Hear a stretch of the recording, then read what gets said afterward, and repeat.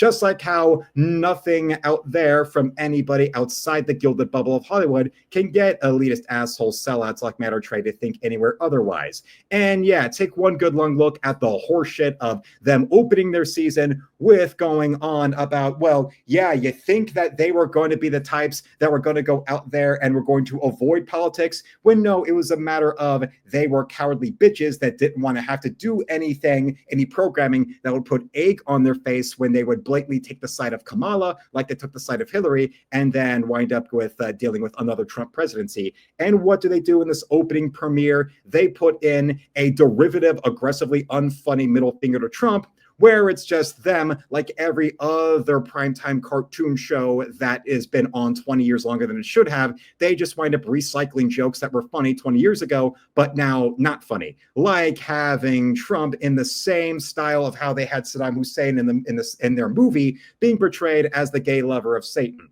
Because, well, and remember what I said, that like all left-wing critiques from Hollywood of people on the right, it's weapons-grade projection. Yeah, Trump is the butt pirate buddy lover of Satan with a small dick when, yeah, look at Matt and Trey, two theater kids who constantly complained about how they couldn't get any girl to sleep with them until eventually one of them got a pity fuck from a Mormon girl. In case you wonder why, Trey Parker will sooner criticize Joe Biden than he'll criticize Mormons in any real way. And besides them being those theater kids like that, then when they get rich and famous, they go and do drag at the Oscars and do open mouth kisses with each other in movies. And let's not forget about, yeah, the thing of how this is all just one big recycle of the Saddam Hussein Satan romance there from the movie that they then lazy try to recycle into a two-parter of the show where they went and bashed the shit out of Christians as much as they could. And you notice that when it comes to televangelists that wear a crucifix, they'll gladly go and bitch about them, but I'm still waiting on going after anything to do with the type of asswipes that will go and use free Palestine as an excuse to just want to go after the Jews. Yeah, do you think anything in the upcoming season is going to involve anything but more boilerplate leftism? If you actually think otherwise, then you're even dumber than anybody that is still under the delusion that Trey Parker and Matt Stone are mocking both sides equally on South Park. Absolutely, positively, you are delusional. And I say this to people on the theoretical right who, like the critical drinker, as usual when it comes to actual things in his content to criticize the critical drinker for, all of the frustrated former Lindsay Ellis fans that now join in bashing him with a completely horseshit claims of his content that have nothing to do with reality. Anything that involves blatant factual errors or involves weirdly rhetorically inconsistent judges of character equality, like the drinker defending and praising the South Park Penderverse special, where guess what?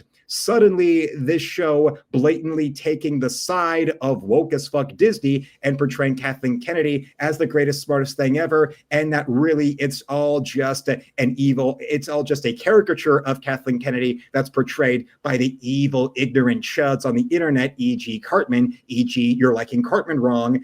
Yeah, somehow the drinker wound up defending that and praising that, and suddenly he is reticent to go and accuse something of being woke.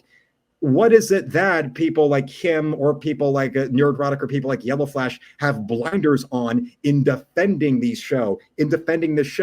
Is it because you're just blinded by your nostalgia? And if anything, you're actually validating your critics when it comes to how you're so stuck in the past and so badly want to just relive your childhood of the movies and shows and comic books you enjoyed from back then.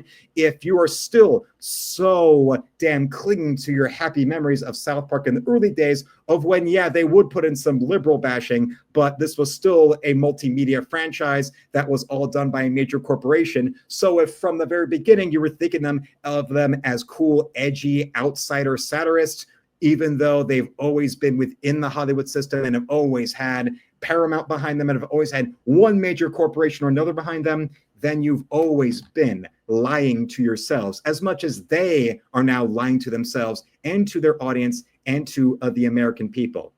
And considering that they just got a $1.5 billion contract for this show that is 20 years past its expiration date, just like The Simpsons and Family Guy have been, Well, then maybe it turns out that trying to cut as much of their spending with CBS by getting rid of that $15 million annual contract with Colbert and all the other millions spent on the production budget, maybe Colbert is getting kicked to the boot, and it has to do with South Park, not to do with the Donald.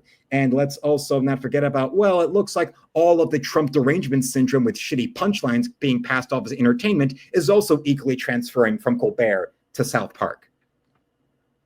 And well, let's see right here. We've got Donnie in the chat.